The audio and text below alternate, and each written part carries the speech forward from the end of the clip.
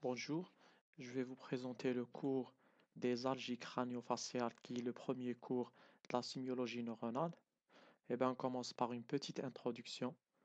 Donc, il faut savoir que les algies sont divisées en deux, crâniennes et faciales. Donc, les crâniennes se situent au niveau de la boîte crânienne. Donc, ils provoquent des céphalées surtout. Et les algies faciales se situent au niveau de la face. Donc, un petit rappel anatomique des structures crâniennes. Donc, on le divise en endo- et exocrâniennes. Donc, on commence par les endocrâniennes, sont principalement les vaisseaux, la dure mère, et encore les troncs artériels et le sinus veineux. Pour les structures qui sont exocrâniennes, tout simplement, c'est l'œil, l'oreille moyenne, le mastoïde, les dents et la muqueuse, exemple buccal, nasal, sinusal, et encore le conduit auditif externe, et le revêtement cutané. Une petite information, il faut savoir que l'encéphale et les autres tuniques méningées ne sont pas sensibles. On passe maintenant aux voies de la sensibilité. Ce sont des points, comme une introduction. Il appartient surtout à la physiologie,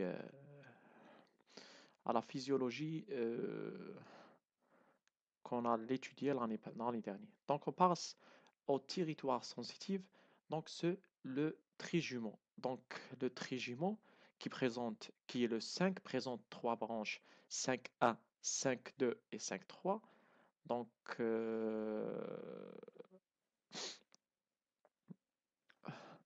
il énerve, il énerve les structures endocrâniennes qui se situent au-dessus du cervelet. Voilà. Donc le trijumeau qui est le 5, il énerve les structures endocrâniennes qui se situent au-dessus du cervelet. Euh, par exemple, c'est la dure mère, etc. Pour les structures exocrâniennes, ils sont énervés par le trijumeau sang, les teguments des faces, les muqueuses buccales, nasales et sinusales, les dents, l'auditif externe, et encore la cavité orbitaire, le temporon maxillaire qui est une articulation, et encore l'artère temporale supérieure. Donc, lorsqu'on est dans ces structures, soit endo, soit exo, il faut penser au trijumeau. Donc, la douleur est provoquée par le trijumeau.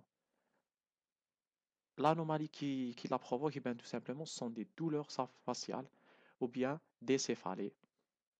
euh, des céphalées qui se situent dans la moitié antérieure du crâne, réalisant des céphalées frontales, temporales, pariétales, et bien, tout simplement parce que tout euh, ces céphalées ou bien toutes ces parties du cerveau sont situées au niveau antérieur.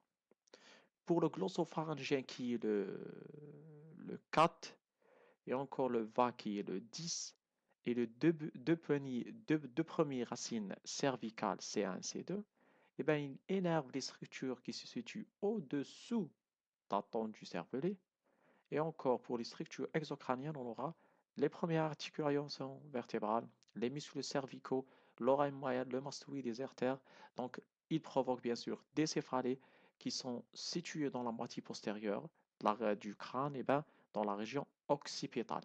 Donc, lorsque le patient vous dit euh, je me sens des céphalées dans la moitié postérieure, ou bien dans le lobe occipital, et bien, tout simplement, il faut penser au glossopharyngène et le va qui est les deux racines cervicales. Et lorsque le patient vous dise je me sens des douleurs au niveau facial ou bien des céphalées dans la partie antérieure, c'est dans donc vous devrez l'interroger. Est-ce que ces céphalées sont situées dans le lobe frontal, temporal et pariétal? Et bien tout simplement, on fait utiliser des termes simples, mais nous les médecins, nous traduisons ces termes en termes médicaux pour savoir la localisation stricte de cette douleur. Et bien tout simplement, c'est malgré ça reste très difficile, mais on essaye toujours de, de développer nos informations. Voilà. On passe maintenant à la physiopathologie des algies crânio-faciales. Eh ben, la première phase, c'est une souffrance des structures sensibles du crâne. Eh ben, on aura une distorsion vasculaire par un processus tumoral ou bien une inflammation de ces structures provoquant une méningite et une sinusite. Ils vont provoquer des algies crânio-faciales qui sont symptomatiques. Puis la deuxième phase, c'est une vasodilatation précédée par une vasoconstriction. Cette vasoconstriction, elle est responsable de l'aura migraиneuse. On va la voir en détail après. Et encore, on aura qu'après cette vasoconstriction, on aura une vasodilatation qui est la phase douloureuse. Elle est cette vasodilatation responsable de la migraine, algie et les algies vasculaires. Euh, pour les d'origine psychogène, eh ben, tout simplement, on aura des céphalées par tension douloureuse des muscles. On dit que ce sont des céphalées psychogènes. Et lorsque sans cause détectable, on aura le névralgie essentielle du trigemon. On va les voir tout simplement en détail, la partie physiopathologie. Donc, c'est tout simplement pour comprendre ces mécanismes des algies. Voilà. On passe maintenant à l'étude sémiologique qui est l'étude qui nous intéresse. Et bien, tout simplement, il faut savoir d'une manière générale le siège de cette douleur. Eh ben, est-ce qu'elle est localisée ou bien diffuse, fixe ou changeant, douleur de la face ou céphalée antérieure ou postérieure. Donc, ce type, le siège, vous demandez au patient où est-ce que cette douleur euh, se localise. Voilà.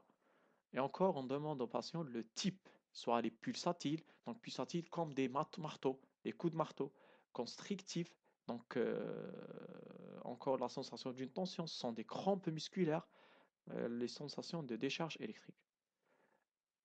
Et encore, vous demandez au patient l'évolution dans le temps, est-ce qu'elle est permanente ou bien paroxystique par des crises. Et encore, les facteurs déclenchants, soit elles sont mécanismes, soit elles sont digestifs, soit elles sont de type psychogène, par exemple les émotions.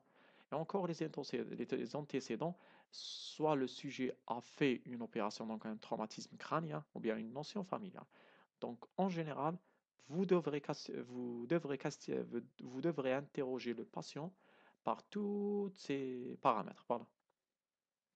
Donc, devant toute algée crânio-faciale, il faut faire un examen neurologique, un fond d'œil et la prise de la tension artérielle pour tout simplement éliminer euh, l'hypertension intracrânienne parce que c'est un signe très important qu'on va le voir surtout dans l'investigation complémentaire. Voilà. On commence par les différents types des algées crânio-faciales. Donc, on commence par les vasculaires qui sont évoluent par crise sont les migraines. Eh bien, les migraines, c'est quoi la définition d'une migraine? Eh bien, tout simplement, je dis des fois des informations euh, qui sont données par les profs, j'ai fait des petites recherches, etc. Donc, il faut savoir que le migraine, elle est polygénique. On ne sait pas le gène qui est responsable de cette douleur. Et bien, tout simplement, euh, on dit que le patient souffre de la migraine à vie. Donc, on aura une difficulté à diagnostiquer ce type de malade. Donc, euh, la migraine, c'est quoi? Donc, c'est une affection familiale caractérisée par des accès répétitifs, des céphalées très variables de l'intensité, de la fréquence et de la durée. Donc, elles sont unilatéraux, donc généralement associées à des vomissements et des nausées. Donc, le patient vous dit euh, je vomis la plupart du temps, ou bien je me sens des nausées au niveau du pharynx. Et encore, elles succèdent ou associées à des troubles de l'humeur. Voilà. Euh, euh, il faut savoir qu'elles touchent essentiellement les femmes, d'où une notion familiale, ou bien cette femme présente des manifestations allergiques et des manifestations digestives, surtout d'origine vésiculaire. Voilà. Et encore le caractère, l'anxiété. Elle est toujours anxiété. Voilà. Voilà. Avant de passer à la migraine simple, les différents types de migraine, eh ben, tout simplement une petite information. La lumière bleue va diminuer les maux de la tête et la migraine. Eh ben, tout simplement, vous pouvez, euh, surtout les gens qui présentent ces migraines, vous lui demandez de faire, ou bien on trouve ça en général dans les hôpitaux, et bien tout simplement il y a des chambres spéciaux qui sont luminisées par la lumière bleue, et cette lumière bleue va à peu près soulager le patient et diminuer ce type de migraine. Et encore un petit conseil par un médecin, donc il a dit qu'il faut éviter les périodes hypoglycémiques parce que l'hypoglycémie tout simplement c'est un facteur qui va déclencher cette migraine, donc il faut rester à une glycémie très stable parce que le patient va bien consulter et vous dire lorsque j'aurai une hypoglycémie, cette migraine m'a attaqué tout simplement. Donc, vous demandez au patient d'éviter les périodes hypoglycémiques et de ne pas manger le chocolat parce qu'elle provoque une hyperglycémie sévère. Ben, on commence par les migraines qui sont dites simples ou bien communs. Eh ben, pour les prodromes, je m'excuse, sont des manifestations d'humeur. Donc, le patient, il est instable, il a tendance à se dépresser encore. Agitation hypomaniaque. Agitation hypomaniaque. Eh bien, le terme hypomaniaque, je ne sais pas qu'est-ce que ça signifie. Donc, à vous de rechercher. Voilà, j'ai trouvé une petite définition des personnes hypomaniaques. Eh ben, tout simplement, ils possèdent en général un besoin moins important de dormir ou de reposer. Eh ben, tout simplement, sont des sujets très excités. euh, voilà, tout simplement. On commence par la crise migraineuse qui réalise des céphalées. Donc, ça, c'est la migraine simple, l'horaire. Donc, vous demandez au patient l'horaire, et bien tout simplement, elle se provoque le matin ou au cours de la journée. Donc, elle ne présente pas de caractère spécifique dans, euh, dans l'horaire. Pour la topographie, elle est unilatérale. Donc, elle touche l'hémicrâne. Donc, le siège, il est temporal. Cela veut dire dans la partie antérieure du cerveau. Voilà. Donc variable d'un malade à l'autre. Pour l'irradiation, elle est à l'autre côté de la tête, donc elle prolonge ou bien elle expand, elle s'expand, voilà, elle se voit encore dans l'autre côté de la tête. Elle est de type pulsatile, et bien, tout simplement pulsatile veut dire coup de marteau à la tête, voilà, le patient vous dit, je me sens des coups de marteau à la tête. Pour l'intensité, elle est très intense, donc elle est aggravée par l'activité, l'humeur et la bruit. Et bien tout simplement, euh, le patient vous dit, je ne supporte pas le bruit et la lumière parce qu'il ne me provoque pas, euh, il me provoque la douleur ou bien la migraine simple. Et encore, ils vous disent, lorsque je travaille, je fais un petit travail, et bien tout simplement, j'aurai euh, cette migraine simple. Les signes accompagnateurs, vous aurez des signes digestifs, sont les nausées et les vomissements. Pour les signes vasomoteurs, vous aurez des migraines rouges et blanches. Donc la migraine rouge, euh, c'est la rougeur de la face et encore hyperémie conjonctivale. Euh, Hyperémie, je ne sais pas ce que ça signifie, je vais chercher rapidement. Voilà, donc le terme hyperémie, eh bien, tout simplement, hyper et émie, c'est tout simplement une augmentation anormale de l'influx sanguin ou bien de l'afflux sanguin dans le sang. Donc, puisque le patient présente une rougeur de la face, eh bien, tout simplement, il aura une hyperémie. Cela veut dire une augmentation de la vascularisation au niveau de la face. Donc, cela va provoquer la rougeur. Ou bien la migraine blanche qui est la pâleur. Donc les signes accompagnateurs à l'interroger, donc ne pas oublier à l'interroger du malade. L'évolution elle est rapide, elle est maximum en 2 heures à 3 heures, puis elle reste stable et elle va céder progressivement. Elle est marquée, euh, bien sûr, céder progressivement après le sommeil. Donc heureusement, le patient vous dit lorsque je, je dors, ben, tout simplement la douleur va se la douleur va céder. eh ben, elle est marquée par une crise polyurique. Eh ben, tout simplement, le patient encore va vous dire que j'ai uriné euh, une grande quantité d'urine. Bien sûr, il ne se, il sait pas. euh, c'est un signe d'une migraine simple. Voilà. On passe maintenant à la migraine qui est accompagnée. Donc la définition, ou bien les caractères sont la céphalée, elle est précédée ou accompagnée d'un aura. Et bien tout simplement, c'est quoi un aura? C'est tout simplement une sensation de dépolarisation de l'arrière vers l'avant. Donc l'aura, la définition scientifique, c'est un dysfonctionnement cérébral qui est transitoire, intéresse la vision, la sensibilité et encore le langage. Et bien l'aura, le terme aura, c'est un trouble, c'est un dysfonctionnement cérébral transitoire, intéresse la vision, la sensibilité, encore la langue. Donc, ben, tout simplement, le patient va vous dire, je me sens des dépolarisations de l'arrière vers l'avant. Voilà, et ben, tout simplement, vous pensez à l'aura. Bien sûr, elle touche la vision, la sensibilité et le langage. Puisqu'elle touche la vision, donc on dit c'est une migraine ophtalmique, donc la migraine ophtalmique plus fréquente et précède d'une aura visuelle. Donc la migraine accompagnée qui est dite ophtalmique, donc elle est précédée par un aura visuel. Donc l'aura visuelle présente deux faces. La première face c'est le scotum scintillant et la deuxième face c'est le scotum qui est dit aveugle. Donc le scotum scintillant c'est quoi? Et bien tout simplement le patient veut dire je me sens des points très lumineux au centre de la vision, au niveau des deux yeux. Et au niveau des deux yeux, au niveau des mes deux yeux, voilà, qui sont soit ouverts ou bien soit fermés. Je répète, le scotum scintillant, c'est l'impression des taches ou bien des points très lumineux euh, dans le centre de la vision. Il intéresse les deux yeux ouverts ou bien fermés. Pour le scotum aveugle, eh bien, tout simplement intéresse les deux yeux, euh, les deux yeux d'une façon identique. Voilà.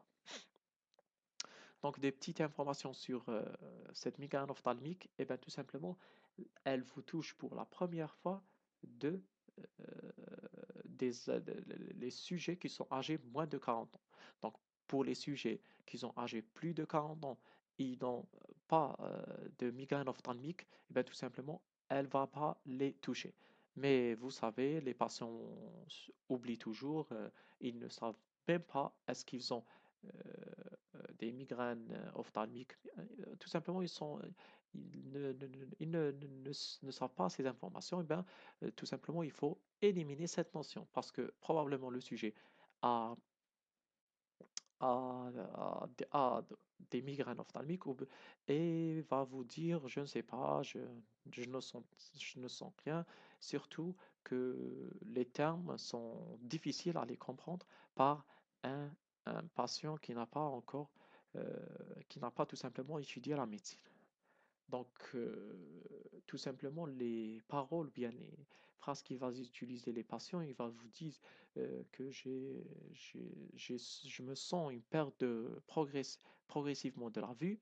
Et encore, j'arrive pas à lire, je vois pas mon téléphone, je vois les couleurs et les formes. Donc, les couleurs et les formes sont conservées. La durée, ils vous disent que à peu près 45 minutes jusqu'à 1 heure, puis elle va disparaître. Mais ce n'est pas, ce n'est pas heureux parce qu'après 7 heures, elle va disparaître l'aura visuelle et elle est accompagnée d'une migraine qui est la migraine accompagnée. Voilà. Après, elle dure 3 heures. Le traitement, on n'a pas de traitement spécifique. On ne sait pas d'où elle vient ce type de migraine. On a parlé déjà ça. On a dit qu'elle est polygénique. Donc, on donne des anti-inflammatoires tout simplement.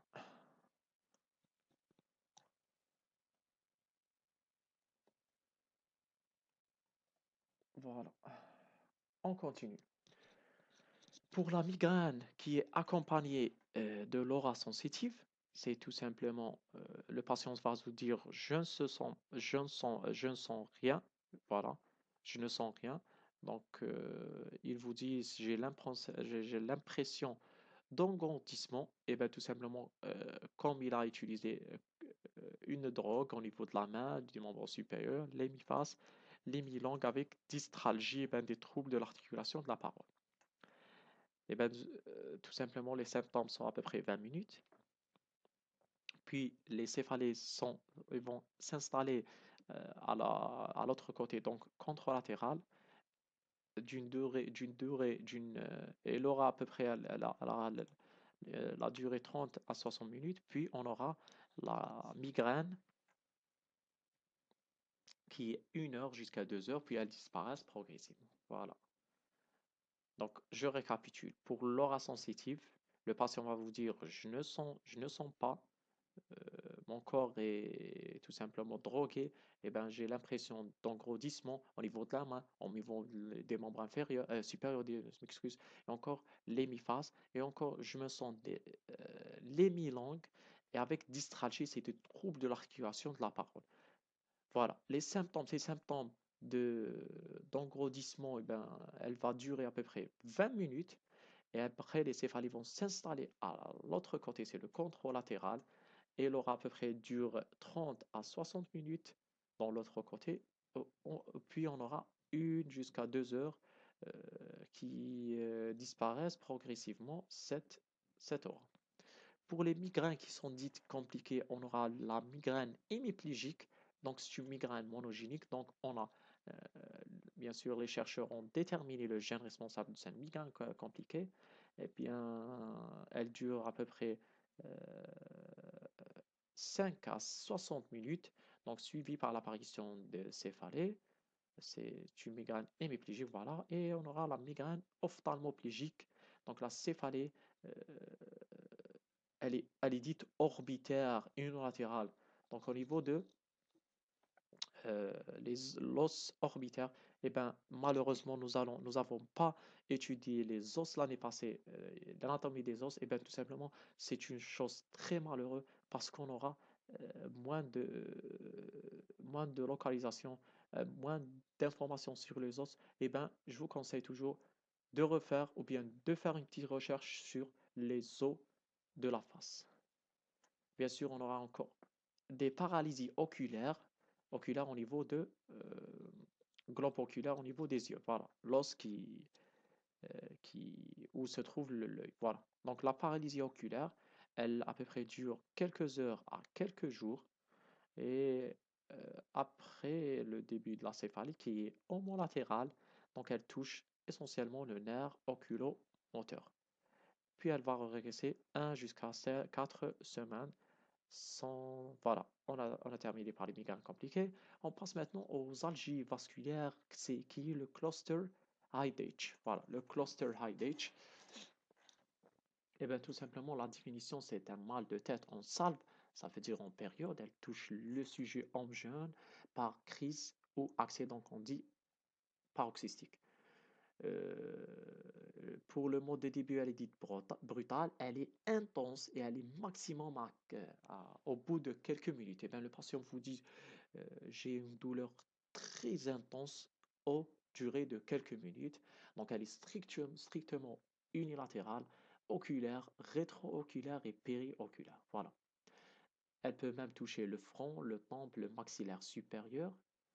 Le type, elle est d'une douleur vive, brûlure, transpercement et encore écrasement et déchirement. Donc, sous tous ces termes vont l'utiliser le patient afin de vous orienter vers le, le fameux cluster High-Ditch.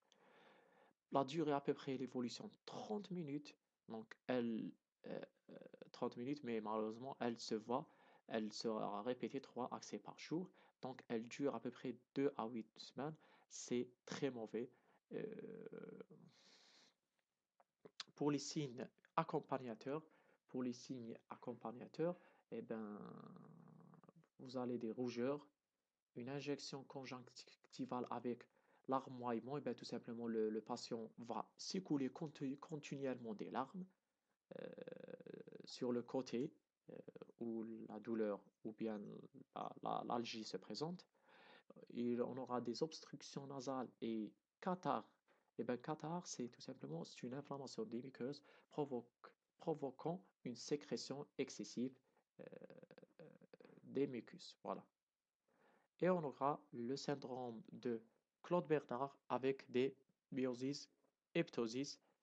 Et ben, tout simplement, cette algie, ce type d'algie ne respecte pas le sommeil, contrairement à la migraine. Donc la migraine, ben, tout simplement, les migraines qu'on a vues, ils vont céder lorsque le sujet va dormir. Et bien tout simplement, le cluster High-Ditch, il ne va pas céder.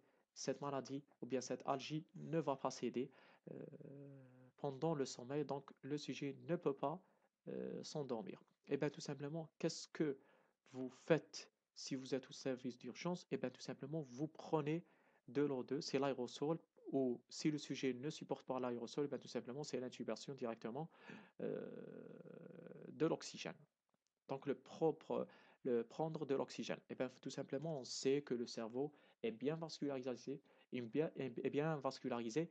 Et bien l'arrivée de l'O2 avec du glucose va diminuer cette douleur. Ou bien vous dites au patient de prendre un bain qui est bien chauffé. Donc parmi les solutions, bien les astuces, donc demandez au patient de prendre un bain qui est bien chauffé. Et surtout, probablement le patient vous dire, j'étais à la voiture, euh, puis j'ai sorti et le temps était très chaud. Eh bien, c'est la période de l'été. Et vous disent que lorsque j'ai rev- j'ai revenu à la voiture, euh, j'ai tout simplement j'arrive pas à trouver le terme, j'ai allumé, voilà, le climatiseur. Et bien tout simplement, c'est à éviter, encore, c'est à éviter, c'est à éviter, c'est à éviter. Donc, lorsque dans les périodes de l'été, lorsque le temps, plutôt la météo est très, euh, bien le mouvement euh, est très, voilà, dans la période d'été, lorsque le,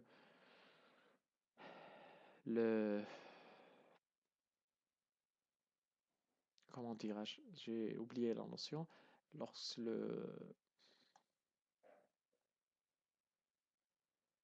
euh,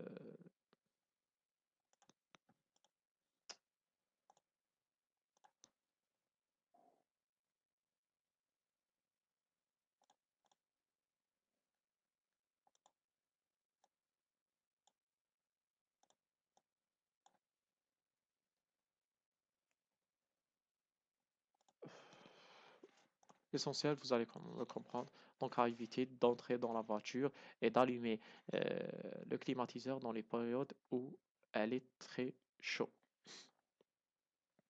Pour le trijumeau, eh bien, le trijumeau, le névralgie essentielle du trijumeau, donc elle touche essentiellement la femme entre 50 jusqu'à 55 ans. Elle est une douleur discontinue, donc on dit c'est une douleur intermittente. Le siège est strictement unilatéral. Donc elle touche une seule branche du 5. On a dit que le 5 présente trois branches. Le 5.1, le 5.2, le 5.3.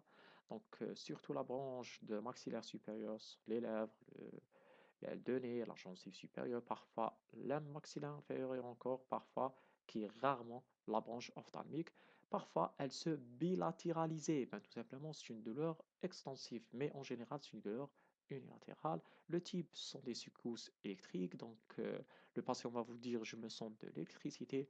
Le coup de marteau, débraillement et arrachement, c'est une douleur effroyable et bien tout simplement, elle provoque des grandes angoisses. La durée de 10 jusqu'à 15 secondes, euh, elle présente plusieurs accès, ça se répète quelques minutes à quelques heures, donc elle reste à peu près quelques jours à plusieurs semaines. Elle respecte le sommeil, euh, donc comme les migraines et contrairement au cluster High-Ditch. Voilà. Euh, pour les facteurs déclenchants, c'est la parole, la mastication et le fleurement.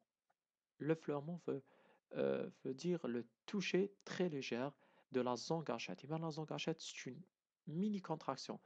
On fait une simple pression avec le doigt de cette zone suffit à provoquer une douleur ou une irradiation nerveuse. Et bien tout simplement, euh, le troisième facteur déclenchant, cela veut dire le l'effleurement de la zone cachette. Et bien tout simplement, vous allez toucher une zone de la peau d'une façon très simple, d'une façon très sympa, et tout simplement, ça va provoquer des mini-contractions et irradiation qui est dite nerveuse. C'est tout simplement, c'est le territoire de la douleur. Voilà. Les signes accompagnateurs sont des manifestations motrices, c'est le tic de l'euro de la face. Et encore, les phénomènes vasomoteurs, c'est elle est discrète, la rougeur et l'armoiement. Et encore, l'examen neurologique qui est dit normal. On passe maintenant aux algies crânio-faciales qui sont symptomatiques. Symptomatique, pourquoi? Eh bien, tout simplement parce qu'elle est de cause locale. Lorsqu'elle est oculaire, c'est le glaucome, dentaire, c'est la pulpite, osseuse et sinusale, c'est la sinusite. C'est tout simplement la lésion du 5. Elle touche n'importe quel sujet, le siège n'importe quelle branche du 5 et n'est pas extensive. Donc elle est chronique, elle est continue et ne respecte pas le sommeil comme le cluster Headache. Les facteurs déclenchants, elle présente pas une zone cachette, donc vous pouvez toucher l'endroit quand vous voulez. Il n'y aura pas des mini-contractions. Voilà. Les signes accompagnateurs neurologiques sont hypoesthésie, c'est la diminution de- du réflexe cornéen, et ben on aura ou bien l'anesthésie. Les causes, les causes de cette lésion du trigemon, c'est la sclérose en plaques et l'angle, soit la tumeur de l'angle ponto-cérébelleux, soit la zona et soit le cancer du nasopharynx. Pour les céphalies qui sont symptomatiques, on aura des douleurs projetées. Et bien, tout simplement, je passe directement aux causes, soit une inflammation ou irritation des méninges, c'est la méningite ou hémorragie méningée, soit l'hypertension intracrânienne, ben, tout simplement, c'est une tumeur cérébrale. Il faut faire un fond d'œil afin de montrer les œdèmes papillaires, parce que l'œdème papillaire, c'est un caractère essentiel de l'hypertension intracrânienne, soit les post-traumatismes crâniens. Bien sûr, les vomissements sont de type facile en fusée. Donc, les vomissements que le patient va vous présenter ben, sont des faciles en fusée. Voilà. Les causes vasculaires, on aura des causes générales, les causes vasculaires et les causes neurologiques. On a parlé des causes neurologiques, on passe maintenant aux causes vasculaires. C'est l'artérite temporale de Horton. L'artérite, c'est l'inflammation de l'artère temporale de Horton. À peu près le sujet, il est âgé de 70 ans, donc des céphalées temporo-occipitales, donc à peu près dans la partie antérieure et postérieure. L'examen clinique montre les artères qui sont épaisses et non pulsatives. L'écho général, l'HTA, l'anémie, la polyglobulie, et encore l'hypoxie et l'hypercapnie, etc.